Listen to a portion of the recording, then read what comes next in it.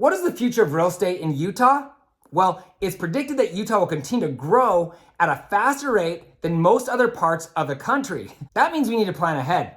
Fortunately, Utah is one of the most forward-thinking states when it comes to population growth. Over the last few years, we've passed a few different laws to help with the accelerated growth that we have experienced. In this video, you'll hear from Arthur C. Nelson, one of the most respected Utah housing market forecasters. Hi, I'm Ty the Real Estate Guy, and if you'd like to stay up to date on latest real estate tips and trends, subscribe to my channel and ring that little bell. If you have questions or comments at any time during this video, please leave a message below. If you'd like to buy, sell, build a home, or invest in Utah real estate, please feel free to call or text. I would love to talk to you. And if you watch to the end, I'll make some recommendations that are sure to help those of you who are preparing to purchase real estate. Okay, to keep this video moving along, I've done some light editing. Here's Arthur C. Nelson. Here's the outline of my presentation. I'm going to give you the answers first.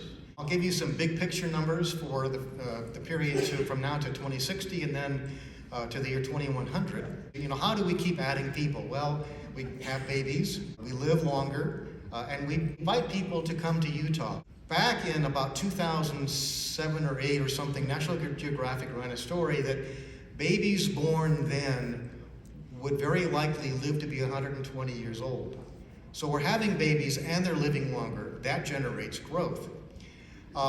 Actually, about 3 or 4 years ago, Time magazine had another cover indicating that babies born 3 or 4 years ago could very well live to be 142. Think about these long-range numbers. Have we oversold Utah? Ryan Smith, the owner of the Jazz and Ultrix, says we've actually undersold Utah. Will our destiny be that of California? I don't think so. How many more people do we expect? For the state as a whole, the Gardner Institute says we'll be looking at 2.2 million more people between now and 2060 for the state, and about 1.7 million more for the Wasatch Front. Where will they go? Well, that's what I'll be talking about. First of all, congratulations. We won the race. We are the nation's #1 producer of homes by rates and also home value increases. So give yourselves a fist pump left and right to congratulate yourselves for a job well done. Now, I was here in the depths of the Great Recession. I moved from Alexandria, where I worked at Virginia Tech. I came here right when the Great Recession started. I experienced firsthand how we went through that dip, clawed ourselves back, and created momentum that is now really eclipsing many of our wildest dreams. Is it sustainable? I don't know. Of course, we're the envy of the nation, it would seem, by the various headlines, nationally and locally. So I'm going to give you some numbers for the Wasatch Range. Wasatch County, Park City, Summit County, and so forth. So I'm going to go from Box Elder, north of here, to Utah County. That's the Wasatch Range in my projection here. I'll actually extend that some more a little later on. So the Wasatch Range population is going to grow by about 1.7 million people to the year 2060, according to the Chem Gardner Institute. The state will add about 2 million people. But look at the highlighted number toward the far right. That means I translate that increase for the Wasatch Range to be about 630,000 new homes. That's a big number. That's going to be running about 17,000 homes per year, each year on average, between now and 2060. Where does all that go? We're running out of the easy dirt. So much so that we're beginning to do some things that, and these things will be accelerating. We're looking at the period between 2010 and 2019 where for Weber County, Davis County, roughly 40% of all new housing stock built was attached, but for Salt Lake County it was 64% attached during that nearly decade period. In terms of infill, we're seeing more and more infill take place. 40% of the housing built in Salt Lake County was classified as infill housing, infill development. And for Salt Lake County, about 28% of all new homes built occurred within a half-mile of the nearest light rail transit station, LRT station. Now, the LRT station areas themselves only account for 9% of the total land area. So 28% of all household growth occurred on 9% of the land, and I think that number is going to be increasing substantially over the next several decades. But we need to up our game. We're running out of cheap dirt. We have housing price increases. We have tremendous housing demand. People are moving into Utah. We're having our own babies and so on and so forth. We need to do something about this. Now, I follow legislatures around the country. Most of them don't do very good in terms of addressing housing needs. I don't exactly know why. The Utah legislature has done some very interesting things. I want to focus on some of those things. SB 34, Moderate Income Housing Program, HB 82, the Accessory Dwelling Unit Program, SB 164, the Transfer of Public Land for Affordable Housing. These are some important things I want to talk about momentarily, and then I want to talk about some low-hanging fruit that would allow us to get to 2060 fairly comfortably, I think. But then we need to up our game even more to go to the end of the century. The low-income housing, or the moderate-income housing program, is very interesting. I think it's the only one of its kind in the country. SB 34 requires most cities to prepare a moderate-income housing plan, identify the needs, what are the numbers, what are the needs, and how do we get from where we are today to meeting those needs. That's a very important program. Now, how many homes will be built because of this, especially the moderate-income housing homes? I don't know, but it's a really, really good start, and I'm going to follow this program as it unfolds more over the years. You passed last year, in 2021, the accessory dwelling unit requirement for most cities again. The ADUs would be internal to a house, and you see a diagram there how that might work. There's some qualifications cities can moderate that program, but the bottom line is that every qualifying city in the state has to allow an accessory dwelling unit possibility within the home. No other state has this way. In fact, other states have things similar to this: Oregon, Minneapolis City, Minneapolis, California. But we're the only state that actually has this supersede covenants, conditions, and restrictions. So this is a very interesting program. How many units do we think we would add between now and 2060? My crude guess is maybe 100,000 units. That's 15% of the entire need for housing between now and 2060. That's a big number. And we need to be diligent to make sure we hit something close to that number, and maybe even more than that number.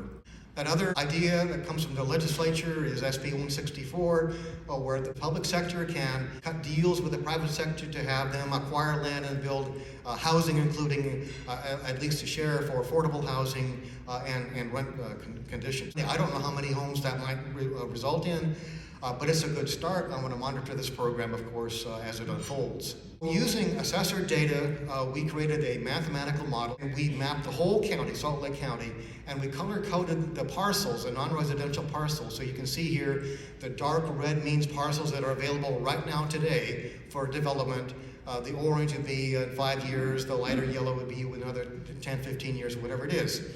So we could predict, roughly speaking in 5-year bands, when each non-residential parcel could be an opportunity for redevelopment. And something like 80% of all non-residential parcels are 1- and 2-floor low-rise structures on a very low FAR floor area ratio, where 80% of the land is basically asphalt. I estimate that between now and 2060, at least 500 million square feet of non-residential spaces will become ripe for redevelopment because its useful life will have expired. The trick is, in my view, to identify these corridors, these nodes, begin planning now for the time when they will be doomed, when they need to be replaced, create a long-term scheme that also protects nearby neighborhoods. Make a quid pro quo that if neighborhoods are involved constructively in figuring out in advance what makes the most sense, they would be off limits from new development themselves. How many units? My crude guess is that we can probably add 400,000 residential units, plus an equal number of jobs, by the way, on these parking lots that already exist.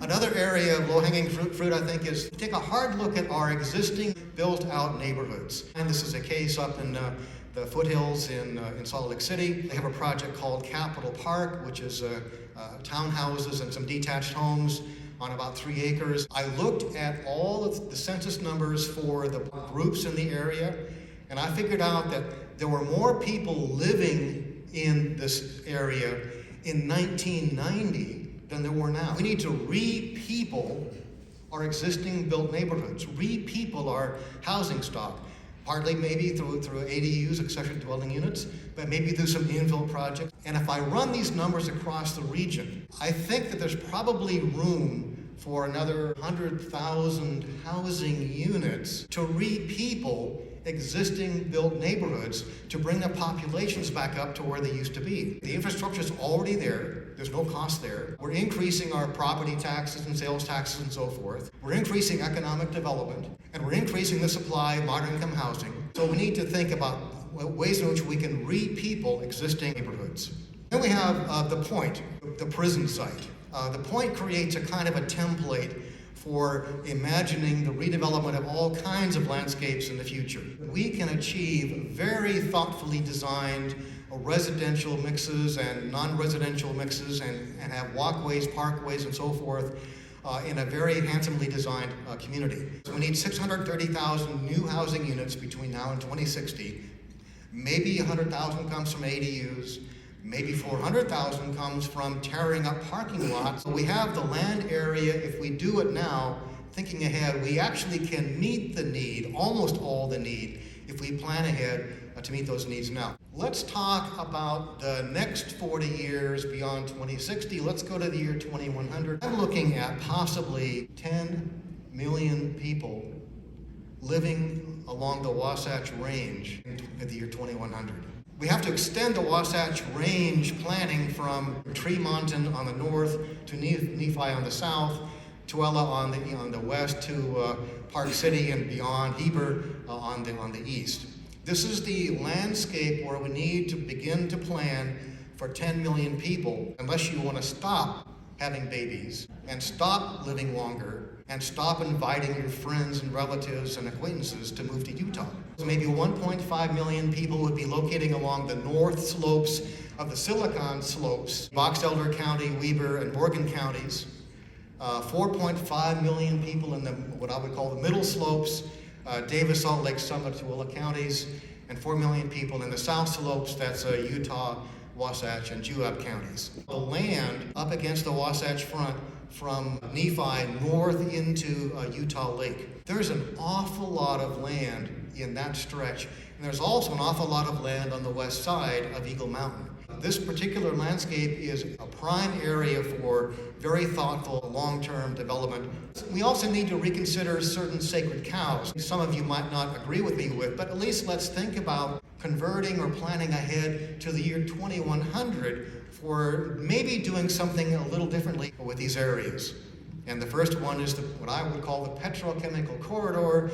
These are the refineries that are basically north of Salt Lake City, heading into Davis County, Bountiful area. There's about 10,000 acres of land in this area that I think would be suitable for about 150,000 housing units, 400,000 people, an equal number of jobs, $50 billion in real estate investment. A lot of extensive remediation will be needed, but I also suspect that the owners of those properties may begin to think ahead because their industry is on the downhill slide. And at some point in time, the owners of these properties are going to say, we can make more money by shutting down our chemical plants and putting homes and businesses in these areas. We need to reconsider the South Valley Regional Airport. That's maybe one of the best locations for a point-like development in the entire county. 30,000 housing units, 30,000 jobs, $10 billion in real estate development, and I think those are on the low sides. I think a lot more can be done with that property. Begin planning now for relocating the airport or doing something else with that property. Hill Air Force Base. Now that is about as sacred a cow as you can get. I'll be run out of town, I think, momentarily by the Hill Air Force crowd, and it's a great economic engine for the state, for this region. But at some point in time, after 2060, 2050 is my guess, we're going to think, wait a minute, we can be more productive with that property using it for development, urban development, than as an Air Force base. At some point in time, we might want to think about converting Hill Air Force Base. We have 10,000 buildable acres, more or less, at Camp Williams. And thinking ahead to the year 2100, do we need that particular facility there for the entire century? Maybe there's some other places around the state where that could be relocated, and we can convert that property into, as you see the numbers, 150,000 housing units, maybe more, $50 billion in real estate value. The Oka Range, a lot of that is owned by Kennecott, Rio Tinto. Rio Tinto built Daybreak, so they know what they're doing in terms of building master plan communities. There's an awful lot of buildable land here, 46,000 acres of relatively buildable land. Now, we're not talking the steep slopes, the mountaintops. We're talking about the bench areas. This can generate 450,000 housing units, perhaps, 450,000 jobs, $150 billion in real estate development, and it has high-end resort potential. And then downtowns. 2% of all people in any metropolitan area, no matter how junky the downtown is, want to live in downtown. What's 2% of 10 million people? That's 200,000 people. The whole city only has 200,000 people. How do we get 200,000 people in downtown Salt Lake City? I looked at the maps. You have vast swaths of 10-acre vacant parcels. You have vast numbers of low-rise buildings that can be torn down and replaced. You've got the land area already in place on parking lots and redeveloped parcels to meet that need by the year 2100. 80,000 for downtown Provo, 40,000 for Ogden, another 500,000 in other kinds of smaller scale hubs and nodes that people want to move to, want to live in. I mentioned west of Eagle Mountain and also the area south of Eagle Mountain called Goshen Valley. This is a particular plan already on the books in Utah County, the Goshen Valley specific plan, way bigger than Daybreak. 90,000 homes, 300,000 people. It's already sort of been planned out. It's ahead of its time. Thankfully, we're doing some things to plan ahead for meeting the needs of a large number of people. Because of our landscape here, we have very long boulevards, and not many are very good-looking boulevards. If we take a hard look at these opportunities and design these streets to be complete streets, design them for people, as if people matter rather than cars, we can create very attractive environments, linear environments, where people want to live. If we convert 100 miles across the Wasatch Range into complete streets by the year 2100, we can have about 5,000 homes per linear mile. That's 500,000 homes with about 1.2 million people plus an equal number of jobs. This is a land already available. Most of it is parking lot. Most of it is in junky, low-value real estate. We can meet a large part of our region's need by taking a careful look at these complete streets. And oh, by the way, there's a river that runs through Salt Lake County called the Jordan River. We've done a lot of work in the Jordan River, cleaning up things and restoring it and making it into a recreation area. I don't know that we've done a whole lot to think about the meeting market needs. By 2100, on a half mile of both sides of the Jordan River that's not publicly owned, we can plan for and accommodate 1 million people. What about our water situation? It's pretty clear that we might be overusing our water. Here's Wasatch Range water per capita per day compared to other parts of the country.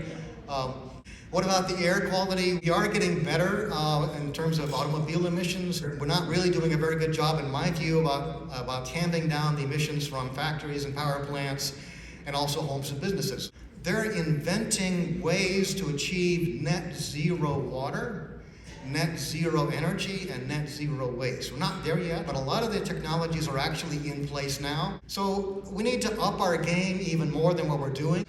Utah City's plan was probably way ahead of its time. The Utah Transit Authority routinely builds new systems on time, below budget, and they actually perform better. Utah's legislature is getting ahead of the housing game. The bottom line is there's no better time than now to really up our game across the board to meet the needs to 2060 and then beyond to the year 2100. Thank you all very much. So it's predicted that Utah's housing market still has a lot of room to run, with increasing home prices and escalating mortgage rates. Waiting to buy a home could be a huge mistake. If you think you're ready to buy a home, you'll want to reach out to a lender as soon as possible and get pre-qualified. Start there so you know how much home you can afford and what your monthly payment will be. I will gladly recommend a trusted lender if you're not sure who to reach out to. Because Utah is suffering from a major housing shortage, you may struggle to find a house that fits your wants, your needs, and your budget. You'll want to reach out to an experienced realtor to help you find a home and to guide you through the process. In a hot market, it's tough to compete with multiple offers. I know how to help you submit a competitive offer without overpaying for the property. And if you have a home to sell, I will sell it for top dollar. I've helped hundreds of people achieve their goals of home ownership, and I've helped a lot of people become real estate investors. Whatever your goals are, I'm here for you. Please feel free to call or text. I'd love to answer your questions. Okay, as promised, here's a list of videos to guide you through the process of buying, selling, or building a home. The first-time homebuyer to-do list. How to buy your first rental property. How to make the most money selling your home. The in-depth guide for buying a new construction home. I have hundreds of videos to guide you through the process. I'll put links to the most helpful videos below. If you have questions or comments, please leave a message right down here. I'll do my best to respond to each one of you. If you know someone who's preparing to purchase real estate here in Utah, please share this video with them. And please don't forget to hit the subscribe button below and ring that bell to be notified each time I post new videos. Also, you can find me on Instagram at Ty, the Real Estate Guy. If you found this information helpful, please give me a thumbs up. Thanks for watching, and don't forget to ring that little bell below. It'll make you feel good.